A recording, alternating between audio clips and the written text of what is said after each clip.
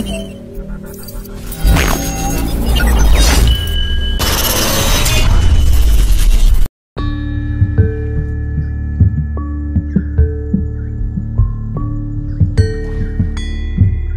Dayak dikenal sakti dan perempuannya cantik-cantik dan berkulit putih. Suku Baduy juga begitu. Selain sakti, gadis-gadisnya dikenal memiliki wajah oval, tubuh ramping dengan senyum menawan. Mari kita lihat bersama gimana perbandingan antara suku Dayak dan suku Baduy.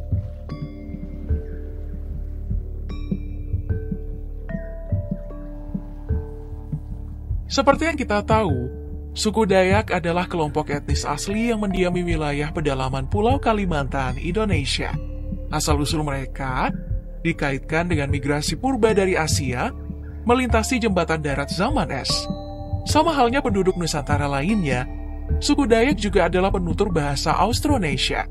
Dan sekitar 4.000 tahun lalu, sekelompok orang Austronesia mulai bermigrasi ke Filipina. Kira-kira 500 tahun kemudian, ada kelompok yang mulai bermigrasi ke selatan menuju Kepulauan Indonesia sekarang, dan ke timur menuju Pasifik.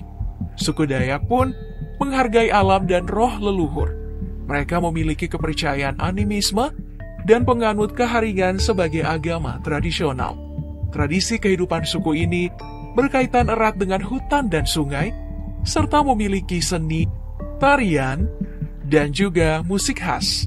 Perdagangan dengan bangsa Hindu, Islam, dan Barat membentuk interaksi budaya mereka.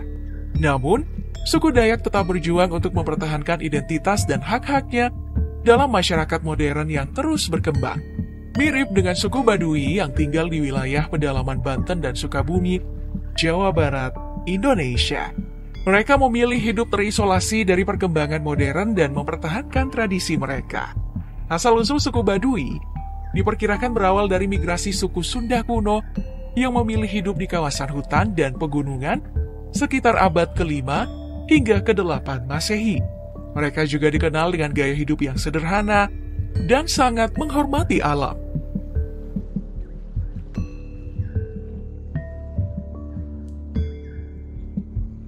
Sub-sub etnis suku Dayak jumlahnya mencapai 405 sub dan terbagi dalam 6 rumpun yang besar, yaitu Dayak Ngaju yang mendiami bagian tengah Kalimantan, Dayak Iban atau Dayak Sea Dayak mendiami bagian barat Dayak Kalimantan, termasuk di wilayah Sarawak, Malaysia. Ada Dayak Kenya yang mendiami wilayah pedalaman Kalimantan Timur dan Kalimantan Utara. Kemudian ada Dayak Bakumpai yang tersebar di wilayah Kalimantan Tengah dan bagian dari Kalimantan Selatan. Lalu ada Dayak Bahau yang tinggal di wilayah Kalimantan Timur, serta Dayak Punan yang mendiami pedalaman hutan Kalimantan yang masih hidup sebagai pemburu dan pengumpul.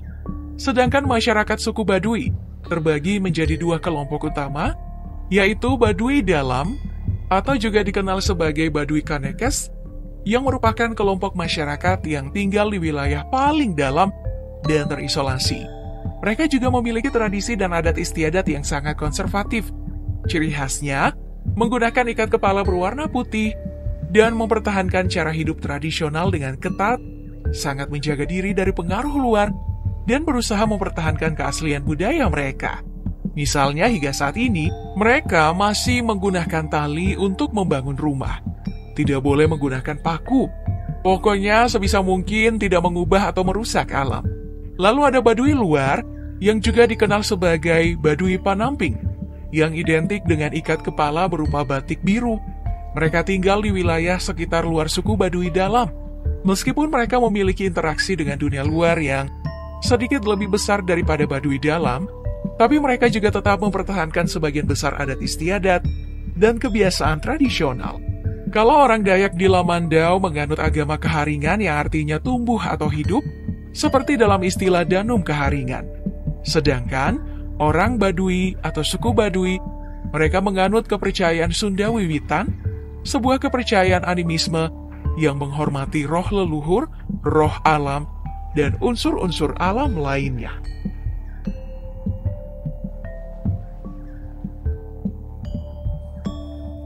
Suku Dayak memiliki sejumlah kepercayaan dan tradisi mistis yang kaya, yang mencerminkan hubungan mereka yang erat dengan alam dan roh leluhur. Misalnya, patung ukiran yang disebut patung hantu, atau patung Tawang Alit, yang diyakini memiliki kekuatan magis. Lalu, ada senjata tradisional suku Dayak yang disebut Mandau, yang diyakini memiliki jiwa roh yang melindungi pemiliknya. Bahkan saat dimasuki sihir, konon Mandau ini mampu terbang mencari sasaran korbannya. Selain itu, mereka juga memiliki senjata mematikan yang dikenal dengan sumpit Dayak. Senjata yang juga dikenal dengan sebutan sipet ini, berbentuk panjang dengan lubang pada bagian tengahnya, lalu dipakai untuk menembakkan jarum-jarum anak sumpit dengan cara ditiupkan keluar. Sedangkan, suku Baduy dikenal memiliki kehebatan dalam hal mantra sakti. Misalnya, mantra untuk mengusir lebah saat akan mencari madu. Begitu juga saat akan berburu hewan di hutan, mereka menggunakan mantra agar hewan buas tidak mendekati mereka. Belum lagi tradisi berjalan tanpa alas kaki yang mereka pegang teguh, menjadi salah satu kesaktian yang perlu perhitungan, sebab tidak banyak orang yang saat ini mampu berjalan berpuluh-puluh kilometer tanpa menggunakan alas kaki, bahkan di tengah terik matahari seperti mereka. Satu lagi, yaitu kesaktian yang dimiliki Puun atau tetua warga mereka. Puun dengan menggunakan mantra dan tumbuhan sekitar. Tapi nggak cuma untuk urusan pengobatan. Puun juga dikenal memiliki mantra untuk hal-hal lain, seperti kenaikan jabatan, usaha, dan lain sebagainya. Makanya, ada banyak orang dari luar suku Baduy yang juga datang untuk meminta syariat pengobatan kepada Puun, meski ia tidak sembarang menerima orang untuk bertemu.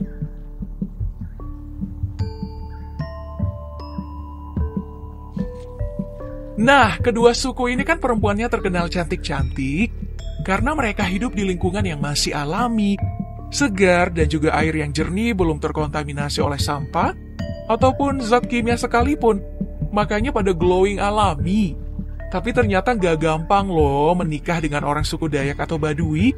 Kalau di suku Dayak, prosesi pernikahan harus melalui beberapa tahap, mulai dari lamaran atau hakumbang auh.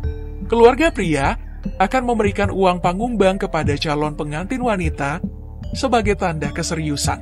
Masih mirip ya pada tradisi umumnya, tapi pemberian uang pangumbang bersifat rahasia dan hanya keluarga pria saja yang tahu dan diberikan lewat utusan atau perantara yang pasti bukan keluarga perempuan. Lalu, ada majamisek atau tahapan ketika keluarga calon mempelai pria mendatangi sang wanita. Kemudian, memanggul atau memupuh yang berarti pertunangan setelah lamaran diterima. Calon mempelai pria datang membawa barang seserahan untuk calon pengantin wanita.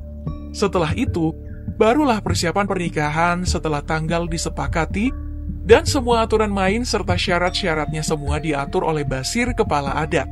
Kalau ada satu syarat tidak dipenuhi, maka pernikahan bisa batal. Mirip dengan pernikahan suku Baduy, yang hanya boleh dilakukan pada bulan 5, 6, dan 7, yang penanggalannya disesuaikan oleh pikuku atau aturan adat. Tahapannya juga ada beberapa, mulai dari bobogohan atau pengenalan jodoh, yang jadi tahapan penting.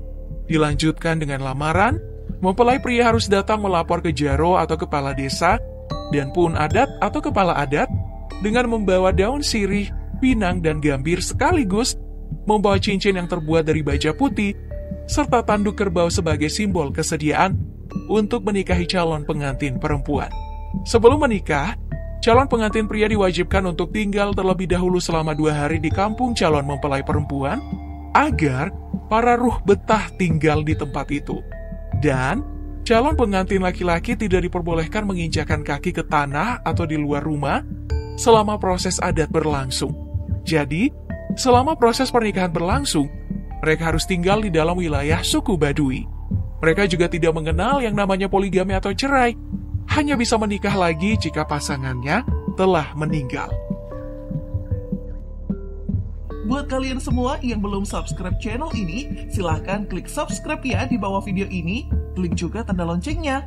Like dan share juga ke media sosial kalian semua ya.